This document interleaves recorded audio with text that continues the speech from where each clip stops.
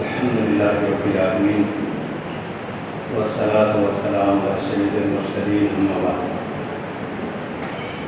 عزیز دینی بھائیوں،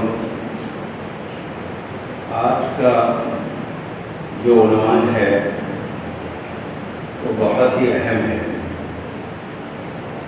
اور بہت تفصیل طلب ہے. کوشش کروں گا کہ اس مختصر وقت میں بات پوری ہو جائے. ہم سبھی جانتے ہیں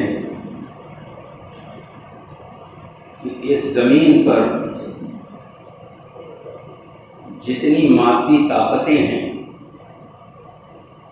ان کی پرواز جہاں ختم ہوتی ہے وہاں سے ایمانی طاقت کی شروعات ہوتی ہے. سوال پیدا ہوتا ہے، جب ایمان میں اتنی طاقت ہے تو ایمان والے دنیا میں سب سے زیادہ پریشان کیوں ہیں؟ اچھا، یہ کوئی میں جذباتی بات نہیں کر رہا ہوں. قرآن نے بہت جگہ اس کو کہا ہے. سورہ نساء میں کہا وَلَن يَجْعَلَ اللَّهُ لِلْكَافِرِينَ عَلَى الْمُؤْمِنِينَ سَبِيلًا. اللہ ہرگز ایمان والوں پر منکرین کو غالب نہیں ہونے دے گا. یہ BBC کا اعلان نہیں ہے، یہ یونیورس کے کریٹر کا اعلان ہے. لیکن جسٹ اس کے اپوزٹ پوری دنیا میں ہم پستی اور ذلت میں ڈوبے ہوئے ہیں. اس کا سبب کیا ہے یہ تو کسی اور جمعے کو لاؤں گا. آج میں یہ بتانا چاہتا ہوں ایمان کیا ہے. یہ دو الگ موضوع ہو گئے. سبب کیا ہے، ایمان کیا ہے. ایمان کو مختصر میں سمجھیے، ایمان ایک عظیم دریافت کا نام ہے. جب کوئی بندہ اللہ کو اس کے تمام کمال اور صفات کے ساتھ مانے اور اس کی تمام باتوں پر کامل یقین رکھتے ہوئے اس کی تصدیق کر دے اور اس کے تمام فیصلوں پر راضی اور مطمئن ہو جائے، اس کو ایمان کہتے ہیں. ابھی اس کی وضاحت نہیں کروں گا کہ مطمئن ہونا کیا ہے، اور اگر مطمئن نہیں تو قرآن کیا کہتا ہے. قرآن تو اس کو ایمان والا مانتا ہی نہیں. قسم کھا کے کہا فَلَا وَرَبِّكَ لَا يُؤْمِنُونَ، لیکن میں اسے پڑھوں گا نہیں بھی جاؤں گا. ابھی مجھے اصل بات کرنی دوسری، کچھ بنیادی چیزیں جسے سمجھنا ضروری ہے. ایمان لانے کی ایک دوسری شکل ہے. یہ تو میں نے حقیقی ایمان کی 2 لائن بتایا. ایمان لانے کی ایک دوسری شکل ہے، یہ بہت امپورٹنٹ ہے، اس کو جاننا. باپ دادا کی تقلید کے طور پر ایمان بطور عقیدے کے ہمارے اندر ایک طرف پڑا رہتا ہے، لیکن وہ تقلیدی ایمان ہماری زندگی کا حاکم نہیں ہوتا. ہماری زندگی میں اس ایمان کا کوئی دخل نہیں ہوتا. یہ بہت امپورٹنٹ بات ہے. تقلیدی ایمان نہ ہماری زندگی کا حاکم ہے، نہ ہماری زندگی کسی معاملے میں دخل دیتا ہے. ہماری زندگی الگ ہوتی ہے. زندگی سے مراد ہماری زندگی کے سارے کام. زندگی ہماری الگ ہوتی ہے، ایمان ہمارا الگ ہوتا ہے. یہ ایمان پر نہ دنیا میں کچھ ہے نہ آخرت میں کچھ ہے. بہت سنجیدگی سے ٹھنڈے دل سے کہہ رہا ہوں، تقریری انداز میں نہیں، گفتگو میں بول رہا ہوں، بالکل ہوش میں بول رہا ہوں. اور اتنی دلیل ہے قرآن کی بھری پڑی کہ 2 گھنٹے میں پورا نہیں ہو. اتنے دلائل ہیں. ایسا ایمان نہ اس دنیا میں کچھ دے گا نہ آخرت میں کچھ دے گا. اور المیہ یہ ہے کہ میجورٹی کا ایمان یہی ہے. یہی ایمان اس وقت پوری دنیا میں میجورٹی کا ہے، جس پر نہ اس دنیا میں کچھ ہے نہ آخرت میں کچھ ہے. اب حقیقی ایمان پر 2-3 جملے اور کہہ دوں، پھر اصل بات کی طرف آؤں گا. جب حقیقی ایمان اندر آتا ہے تو انسان کے اندر میں ایک بہت بڑی تبدیلی لے کر آتا ہے. جیسے پرسکون زمین پر زلزلہ آ جائے یا ٹھہرے ہوئے پانی میں طوفان برپا ہو جائے۔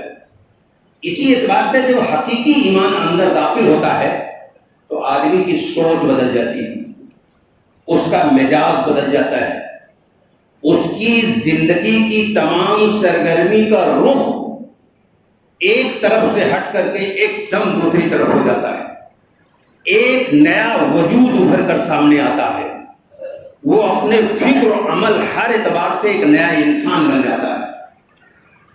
اس کی مثال قرآن میں بہت ہے، لیکن میں اختصار کے ساتھ ایک چھوٹی سی مثال دے کر آگے بڑھوں گا۔ اگر میں اس کی تفصیل میں جاؤں گا تو جو اصل بات ہے وہ رہ جائے گی۔ وہ جادوگر جو چند ٹکے کی لالچ میں فرعون کی خوشامد میں لگے ہوئے تھے، لیکن جب انہوں نے اللہ کے معجزے کو اپنی آنکھ سے دیکھا اور ایمان قبول کر لیا تو فرعون نے دھمکی کے طور پر کہا، کرایا تو نہیں، ایسا ملتا نہیں ہے، کہ ہم تمہارے ہاتھ اور پیر مختلف سمت سے کاٹ دیں گے، یعنی اگر دائیں طرف کا ہاتھ کاٹا تو بائیں طرف کا پیر کاٹ دوں گا، یہ ہے مختلف سمت۔ کیا جواب دیا انہوں نے؟ ابھی جو چند منٹ پہلے اس کی خوشامد کر رہے تھے، انعام کے لالچ میں ایمان آتے ہی وہ اتنا دلیر ہو گئے، انہوں نے کہا ہے فرعون تمہیں جو کچھ کرنا ہے کر لو، اسی دنیا میں کرو گے، آخرت میں تو کچھ نہیں کر پاؤ گے، جو کرنا ہے کر لو۔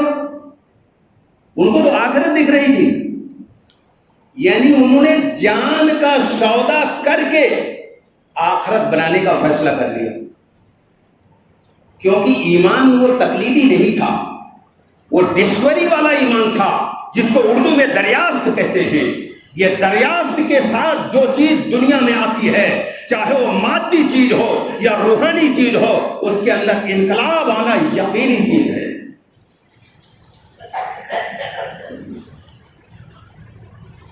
ایمان کی ایک صفت ہے جس پر مجھے پورا بیان کرنا ہے، یہ تو تمہیدی طور پر اتنی بات لایا، اور چونکہ آج اس مجمع میں مولانا وسیم قاسمی صاحب جیسی شخصیت بھی یہاں موجود ہے، تو ان کے لحاظ میں بھی مجھے بہت سنبھل کر بولنا پڑ رہا ہے، تو میں بہت امپورٹنٹ چیز اب لا رہا ہوں آپ لوگوں کے سامنے۔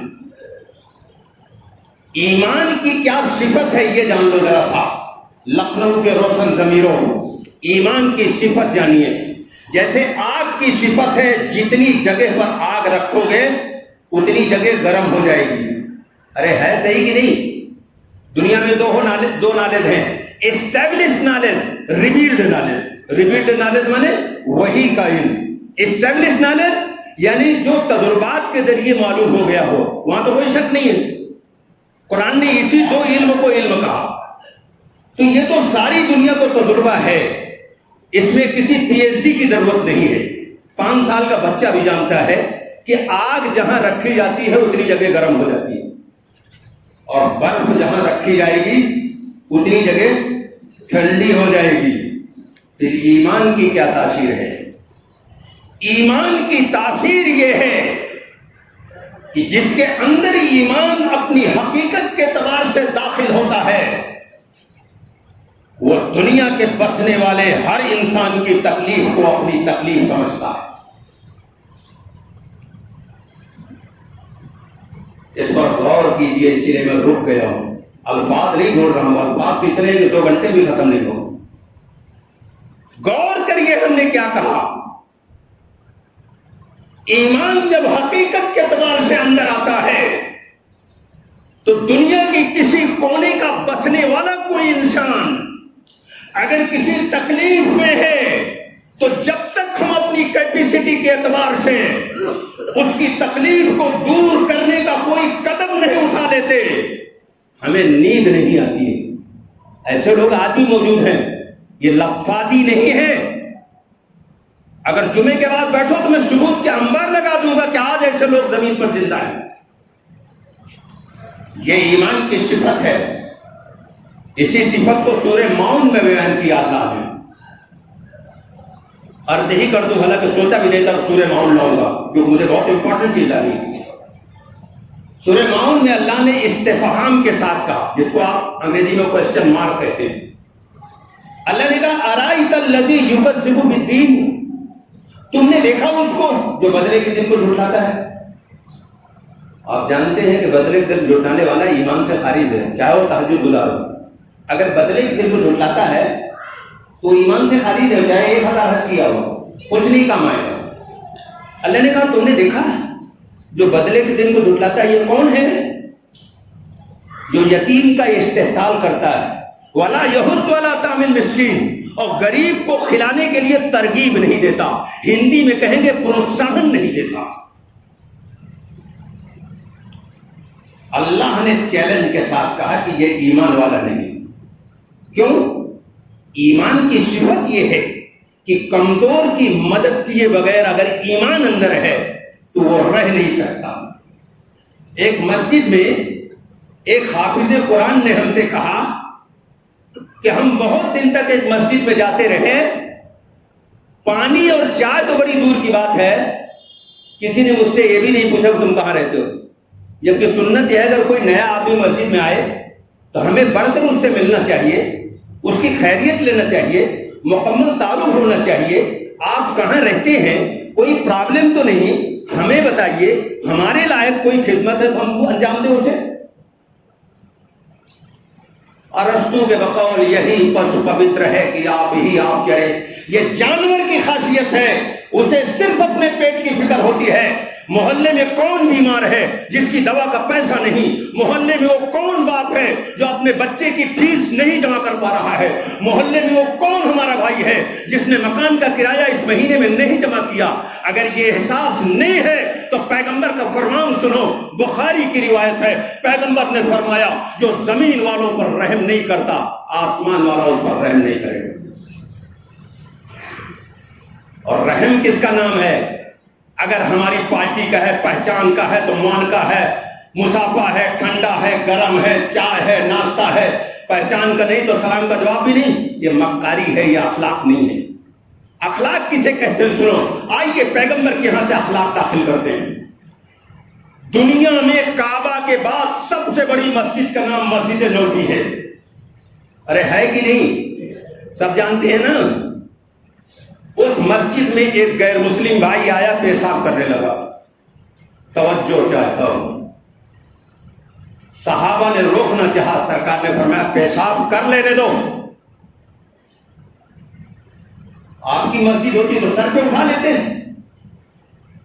اور بڑے دیندار بنتے پھرتے ہو۔ پیغمبر کا دین، ہمارا دین، دونوں میں زمین آسمان کا فرق ہے۔ پیغمبر والا دین جنت میں لے جائے گا، ہمارا دین جہنم میں لے جائے گا۔ پیغمبر نے فرمایا پیشاب کر لینے دو۔ کہاں کر رہا تھا؟ وہ مقدس مسجد جہاں کی ایک رکعت یہاں کی 50,000 رکعت پر بھاری ہے۔ پیشاب کر لیا تو ہم تو ہوتے تو کہتے چلو صاف کرو، پیغمبر نے اس کو کچھ نہیں کہا، اپنے صحابی کو کہا کہ ایک بالٹی پانی ڈال دو، یہ جگہ پاک ہو جائے گی، اور اس غیر مسلم بھائی کو اپنے قریب بلایا، بہت پیار سے کہا بھائی یہ عبادت کی جگہ ہے، یہاں گندگی نہیں کرنا چاہیے۔ اس کی علامت پیغمبر نے اور بھی بہت معذرت سے، بڑی عاجزی کے ساتھ، بڑی شفقت کے ساتھ، بھئی اسی کو دوسرے ٹون میں کہہ دیتے یہاں گندگی نہیں کرنا چاہیے، پیغمبر نے ایسا نہیں کہا۔ پیغمبر نے کہا بھائی توجہ چاہتا ہوں، انداز پر بھی تو بڑا اثر ہوتا ہے، بھائی یہ عبادت کی جگہ ہے، یہاں گندگی نہیں کرنا چاہیے۔ توجہ چاہتا ہوں، دنیا میں سب سے بڑی طاقت کا نام اخلاق ہے، اور اخلاق میں سب سے اعلیٰ اخلاق کا نام محبت ہے۔ اس غیر مسلم پر اتنا اثر پڑا، اتنا اثر پڑا، اتنا اثر پڑا کہ وہ اپنے گاؤں گیا۔ وہ گاؤں بھی غیر مسلموں کا تھا، وہاں کوئی مسلمان نہیں تھا۔ اس نے پورے گاؤں کو اکٹھا کیا، کہنے لگا آج تو میں محمد عربی کی مسجد کو گندا کر دیا، لیکن قربان جاؤ اس ہستی پر، نہ مجھے جھڑکا، توجہ، نہ جھڑکا، نہ ڈانٹا، نہ مارا، مجھے بہت پیار سے کہا کہ یہ عبادت کی جگہ ہے، یہاں گندگی نہیں کرنا چاہیے۔ اس انداز کو جب محلے والوں نے، گاؤں والوں نے سنا تو سیرت نگار لکھتا ہے کہ پورا گاؤں آ کر رسول کے سامنے حاضر ہوا اور ایک زبان ہو کر کہتے ہیں لا الہ الا اللہ محمد رسول اللہ۔ پیغمبر نے محبت سے اس کی گندگی پر ایک بالٹی پانی ڈال دیا، پورے گاؤں کو ایمان مل گیا۔ اور اگر کسی ہمارے برادران وطن کے بیچارے کا کلر پڑ گیا ہماری مسجد پر تو پھر ہم نے نفرت کی آندھی چلائی، جہاں لاشوں کے ڈھیر گر گئے، ایمان تو کسی ایک کو نہ ملا۔ یہ اسلام اور نبی کے اسلام میں کتنا فرق ہے۔ ارے کون سی حدیث میں لکھا ہے کہ اگر مسجد پہ کلر رکھ گیا تو کوئی گناہ ہو گیا؟ اور کون سی حدیث میں لکھا ہوا ہے کہ روڈ جو سرکاری روڈ ہے اس پر سب کا حق ہے، اگر اس پر کوئی بینڈ باجا بجاتا ہوا جا رہا ہے تو نہ بجاوے؟ کہاں لکھا ہوا ہے؟ کون سی حدیث میں؟ یہ جو خود ساختہ دین ہے، اس وقت المیہ ہے کہ دنیا میں خود ساختہ دین چل رہا ہے، اور اس کو میں ایک جملے میں کہتا ہوں، کتابی دین کی پہچان یہ ہے کہ عاجزی اور ذمہ داری کا احساس غالب ہوگا، اور روایتی، انگریزی میں ٹریڈیشنل کہتے ہیں، روایتی دین کی پہچان یہ ہے اس کے اندر بڑائی ہوگی۔ میں نے پوری امت کو ڈبو دیا، پیار سے دل کو جیتنے والے نفرت کے اظہار میں گم ہیں، میرے نبی نے پوری دنیا کو محبت سے فتح کیا۔ آج محبت کی بڑی کمی ہے، اور یہ کمی سب سے پہلے مجھے لے کے ڈوبے گی۔ مسلم کی روایت ہے، سن لیجئے، میں ہوا میں نہیں بولتا۔